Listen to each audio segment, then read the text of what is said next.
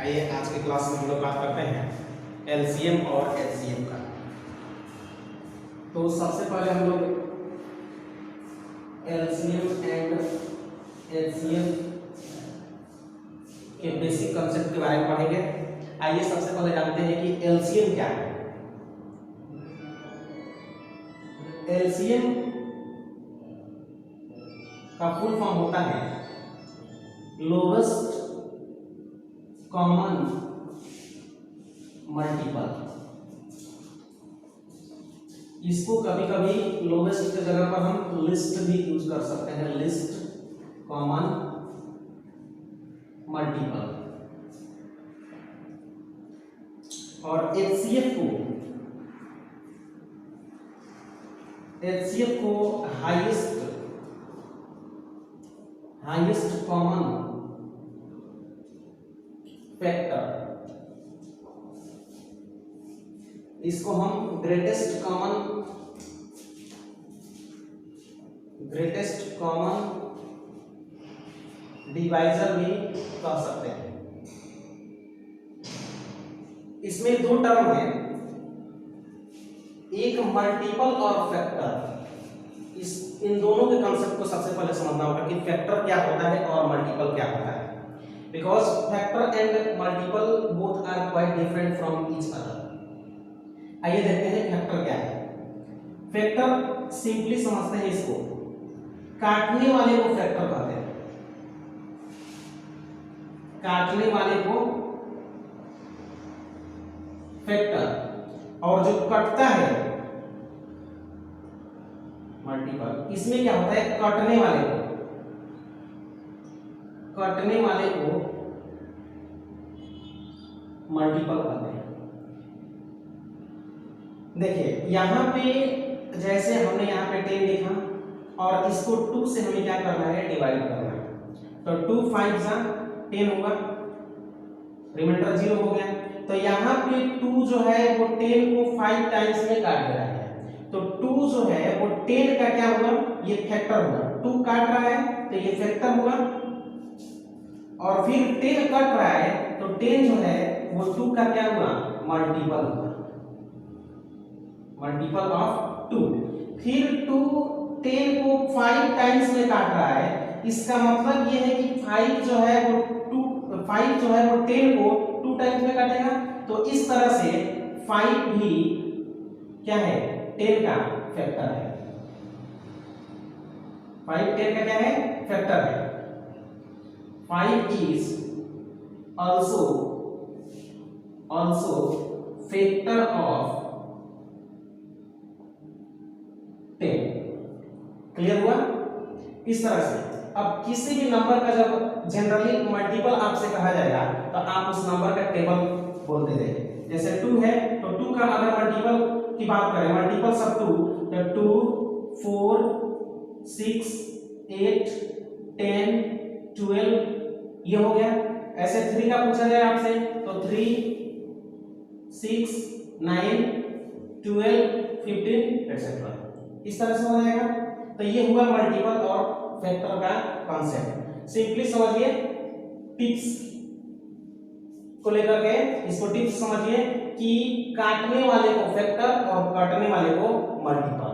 Clear हुआ?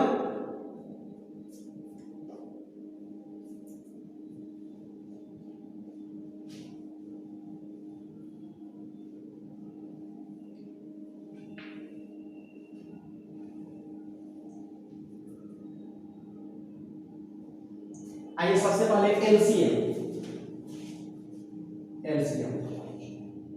LCM को lowest common multiple हम बोलते हैं। जैसे हमको अगर चाहिए LCM of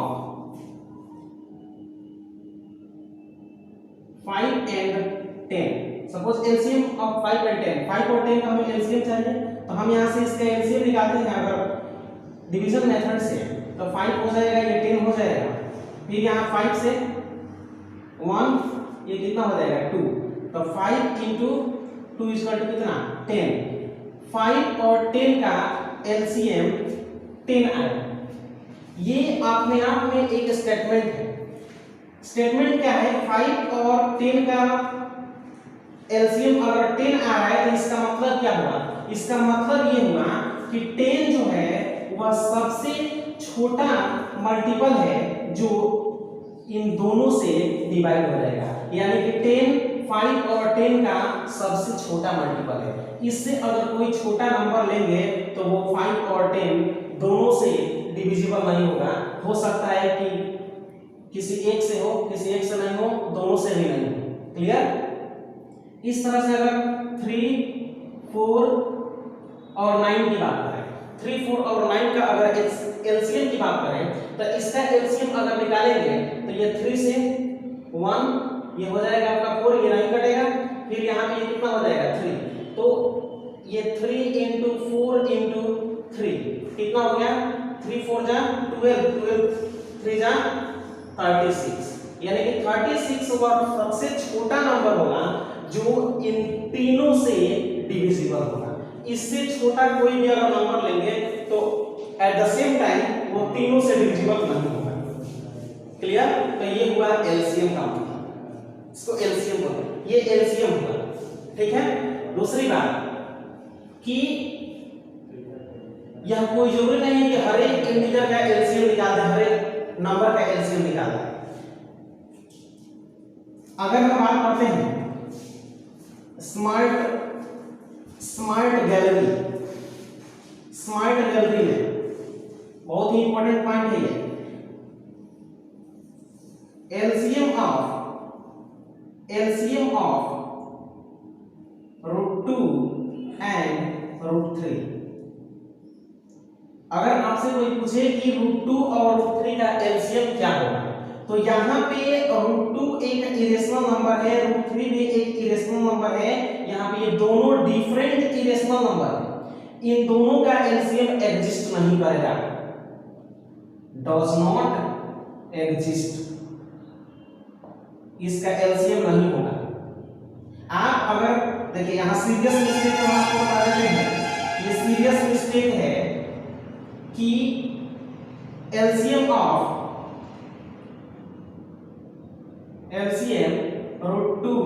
√3 is equal to 6, ये सीरियस मिस्टेक है, हमेशा ध्यान में रखिएगा। √6 ऐसा नहीं होता, दो डिफरेंट इरेशनल नंबर का एलसीएम एग्जिस्ट नहीं करता है। इसी तरह से इसको एक्सप्लेन नहीं किया जा सकता है कि कैसे दोनों का एलसीएम एग्जिस्ट नहीं करेगा। इसी तरह से अगर आपसे कोई पूछे एलसीएम ऑफ 0 0, तो इसका भी एलसीएम एग्जिस्ट नहीं करेगा, डज नॉट एग्जिस्ट नहीं करेगा, क्योंकि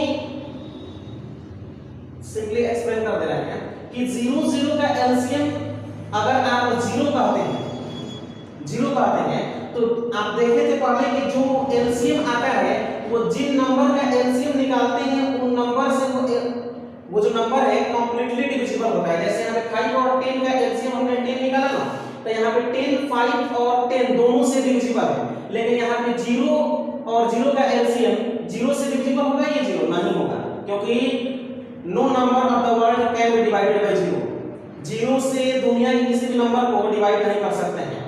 at the same way, in the same way, अगर एलसीएम 0 के साथ किसी भी नंबर का एलसीएम अगर आपसे पूछा जाए तो वो भी एग्जिस्ट नहीं करता है, हमेशा ध्यान में रखिएगा, ये बहुत ही रिमार्केबल पॉइंट है।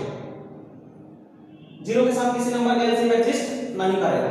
अब कैसे नहीं करेगा, जैसे 0 और 5 का एलसीएम यदि आप 5 कहते हैं, अगर इसका एलसीएम अगर आप 5 कहते हैं तो 5 जो है इन दोनों नंबर का एलसीएम इसको आप बता रहे हैं, तो 5 है तो 5 से तो डिविजिबल हो जाएगा, लेकिन 0 से डिविजिबल नहीं होगा। इन दोनों नंबर से ये कटना चाहिए, जो कि पॉसिबल नहीं है, 0 से ये पॉसिबल नहीं है। नीचे आप रेशनल नंबर में पढ़े होंगे जो p/q के फॉर्म में होता है, वहां हमने कंडीशन दिया था q नॉट इक्वल टू 0। क्यों? क्योंकि मैथमेटिक्स में ऐसा कोई ये टर्म नहीं होता है जिसमें आपको नीचे 0 मिले। इन जनरल ये कोई नंबर ही नहीं है, इसलिए उसको अनडिफाइंड बोला जाता है। मैथमेटिक्स में उसकी कोई परिभाषा नहीं है, डिफाइन नहीं किया गया है उसको, जिसमें नीचे 0। क्लियर? तो यहाँ पे क्या देखिए कि जीरो के साथ किसी भी नंबर का एलसीएम एग्जिस्ट नहीं करेगा। क्लियर?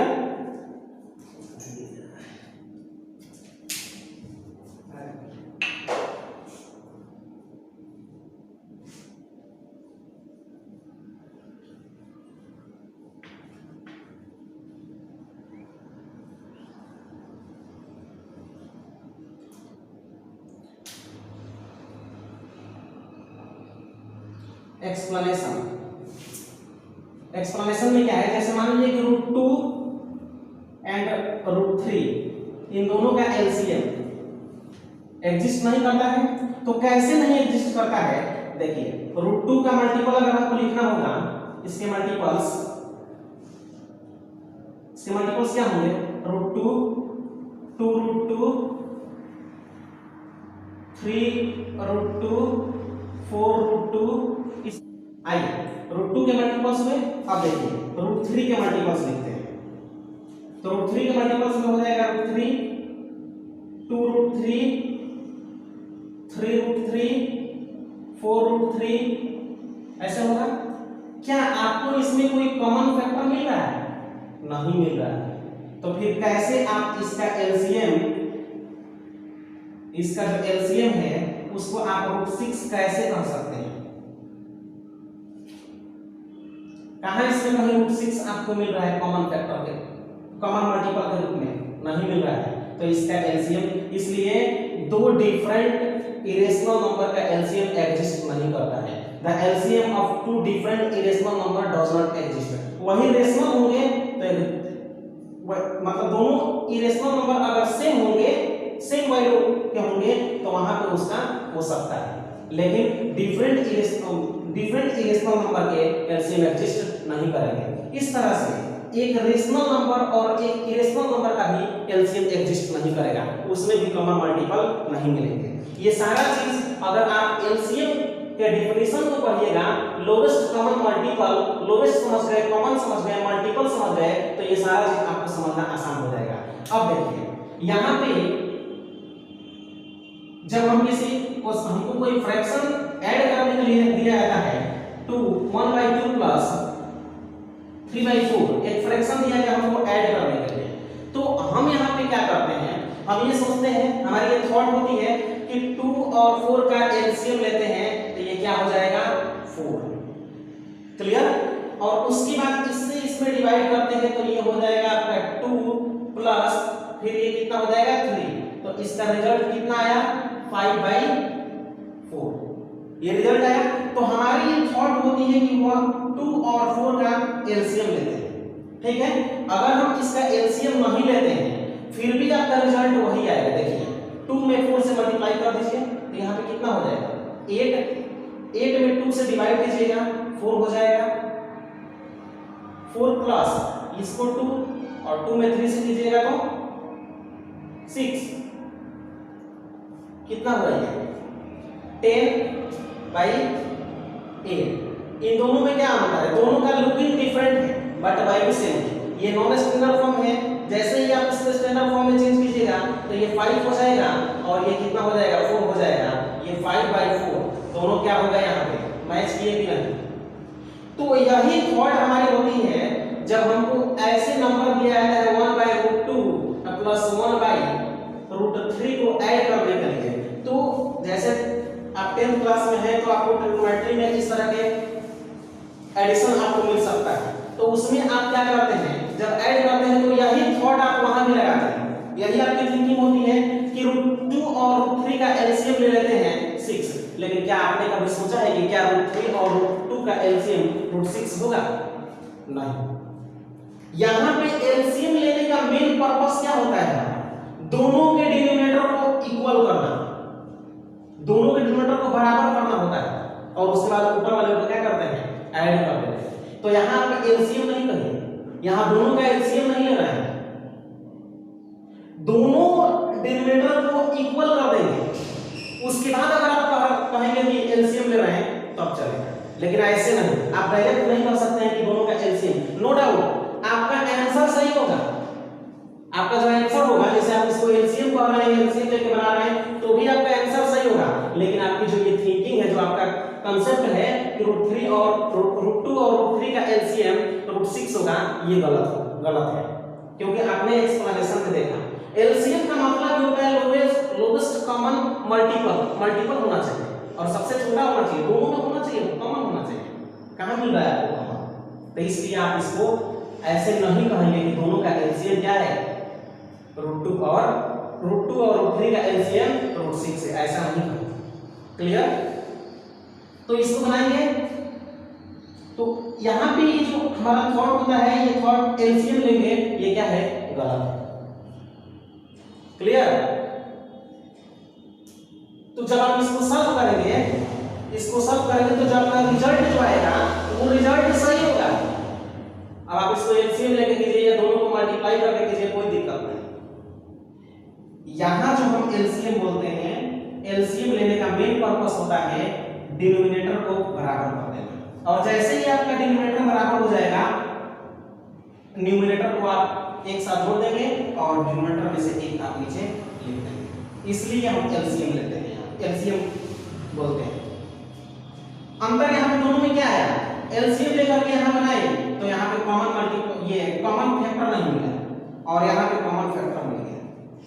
यहाँ जो आपने ये 8 लिखा है, एलसीएम जो आपने यहाँ पे 4 लिखा है, 4 का मल्टीपल कुछ भी होगा ना, 4 का मल्टीपल जैसे 8, फिर 12, 16, 20, 24, 28 है ना, तो उसमें से कोई भी लेके चलिएगा यहाँ पे। इसके लिए जैसे यहाँ पे अगर आप 12 ले लिए तो भी आएगा, फिर आप 16 लीजिएगा तो भी आएगा, फिर आप 20 लीजिएगा तो भी, हर एक स्थिति में आपका रिजल्ट जो होगा, फाइनल रिजल्ट वो 5/4 ही आएगा। क्लियर?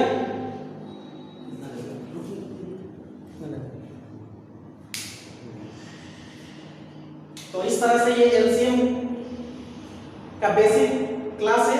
अगले क्लास में हम आपको एचसीएफ का बेसिक क्लास देंगे और उसके बाद हम आपको बताएंगे कि एलसीएम और एचसीएफ कैसे फाइंड आउट किया जाता है। उसको निकालने के 2 तरीके हैं, एक है आपका डिवीजन मेथड और एक है आपका फैक्टराइजेशन मेथड। तो सबसे पहले हम इसमें आपको एलसीएम क्या है वो बताएंगे, इसके बाद वाले क्लास में एचसीएफ के बारे में बताएंगे और फिर उसके बाद एप्लीकेशन के बारे में बताएंगे कि एलसीएम और एचसीएफ हम क्यों पढ़ें, आखिर उसकी डेली लाइफ में जरूरत क्या है, क्यों पढ़ेंगे उसको। तो इस तरह से डेली लाइफ से रिलेट करके और तब हम उसको पढ़ेंगे। क्लियर? आज के लिए इतना है। Thank you.